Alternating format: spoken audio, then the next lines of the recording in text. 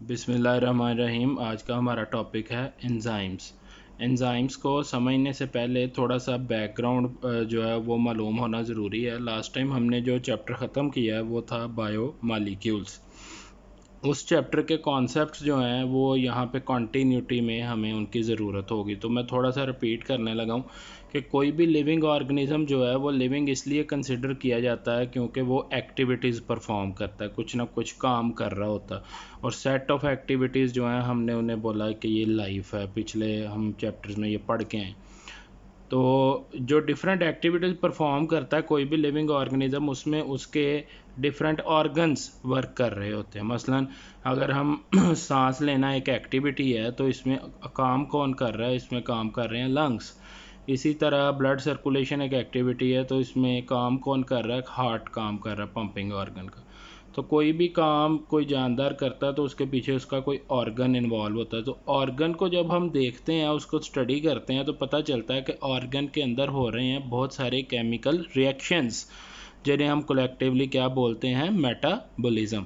तो मेटाबॉलिज्म जो है उसकी बेस पे जानदार डिफरेंट एक्टिविटीज़ जो हैं वो परफॉर्म कर रहे होते हैं। अब जो मेटाबॉलिज्म है वो केमिकल रिएक्शंस पे मुश्तमिल है। केमिकल रिएक्शन क्या होता है? केमिकल रिएक्शंस दो तरह के हो सकते हैं। या तो दो चीज़ें मिलके एक नई प्रोडक्ट बना रही होती हैं, या फिर एक चीज़ टूटती है तो दो उसकी प्रोडक्ट्स बनती हैं। तो मेटाबॉलिज्म जो है वो या एनाबॉलिज्म हो सकता है या कैटाबॉलिज्म। लेकिन इन केमिकल रिएक्शंस को स्पीड अप करने के लिए, जो बॉडी के अंदर हो रहे हैं केमिकल रिएक्शन, उनको स्पीड अप करने के लिए डिफरेंट प्रोटीन्स मौजूद होती हैं। उन प्रोटीन्स को हम कहते हैं एंजाइम्स।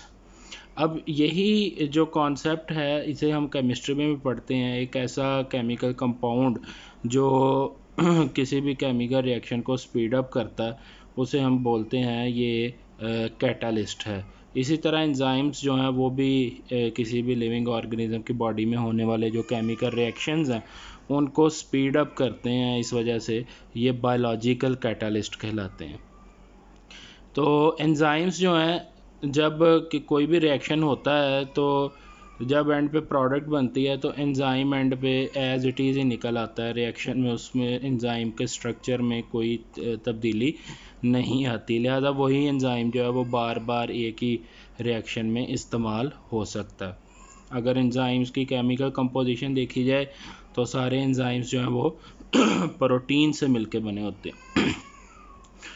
अब एंजाइम जो है उसका अगर हम देखें तो एक सिंपल सा एक रिप्रेजेंटेटिव स्ट्रक्चर यहाँ पे मैंने ड्रा किया है। ये सारी स्ट्रक्चर अमाइनो एसिड से मिलके बनी हुई है। तो इसकी एक ये वाला जो पोर्शन है ऊपर वाला, ये स्पेसिफिक पोर्शन जो है ये एक्टिव साइट कहलाती है। ये वो पोर्शन है जो किसी भी केमिकल रिएक्शन में पार्टिसिपेट करता है।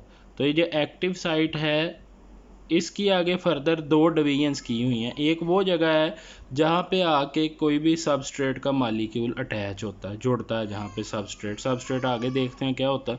तो सबस्ट्रेट का मालिक्यूल जहाँ पे जुड़ता है उसे कहते हैं अटैचमेंट साइट। और जो जहाँ से यानी एंजाइम का वो हिस्सा जो सबस्ट्रेट को कैटालाइज करता है, तोड़ता है या जोड़ता है, उसको हम कहते हैं कैटालिटिक साइट। तो जो एक्टिव साइट है उसके दो पोर्शन है, एक अटैचमेंट साइट और एक कैटालिटिक साइट। अब आ जाते हैं आगे कि सबस्ट्रेट क्या होता है। सबस्ट्रेट होता है जी एक ऐसा मालिक्यूल जिसे कोई भी एंजाइम कैटालाइज करता है। Molecule which have to be catalyse by an enzyme. एक ऐसा मालिक्यूल जिसे एक एंजाइम जो है वो कैटालाइज करता है उसे हम बोलते हैं सबस्ट्रेट। यहाँ पे एक रिप्रेजेंटेटिव स्ट्रक्चर आपको नज़र आ रही है, ये एंजाइम का मालिक्यूल है, ये इसकी एक्टिव साइट है। इस एक्टिव साइट में जहाँ पे एंजाइम और सबस्ट्रेट मिल रहे हैं, अटैचमेंट हो रही है, वो है अटैचमेंट साइट। और यहाँ से ये कैटालाइज होगा, यहाँ से टूटेगा ये सबस्ट्रेट, तो ये पोर्शन जो है वो कौन सा, कैटालिटिक साइट।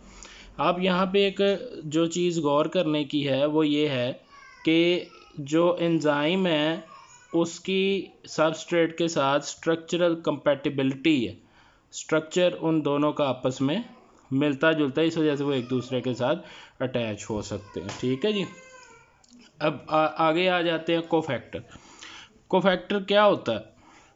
सारे एंजाइम्स जो हैं वो काम तो खुद कर लेते हैं, लेकिन बाज़ दफ़ा उन्हें कोई भी स्पेसिफिक केमिकल रिएक्शन को कैटलाइज करने के लिए किसी असिस्टेंट्स की ज़रूरत होती है। जो असिस्टेंट होता है, जो हेल्प करता है, उसे हम कहते हैं ये कोफैक्टर है। कोफैक्टर की डेफिनेशन क्या होगी?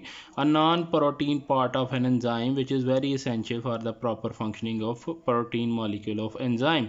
एंजाइम का जो प्रोटीन पोर्शन है उसके काम करने के लिए एक नॉन प्रोटीन पार्ट जो का मौजूद होना साथ बड़ा ज़रूरी है। अब ये जो नॉन प्रोटीन पार्ट है ये क्या करता है? ये एक्ट करता है as bridge between enzyme and substrate. Enzyme और सबस्ट्रेट के दरमियान ये ब्रिज का काम कर रहा होता है। या तो ये डायरेक्टली इन्वॉल्व होता है या फिर और कुछ नहीं तो वो जो रिएक्शन है उसको जो एक्टिवेशन एनर्जी चाहिए कोफैक्टर वो एक्टिवेशन एनर्जी प्रोवाइड करता है।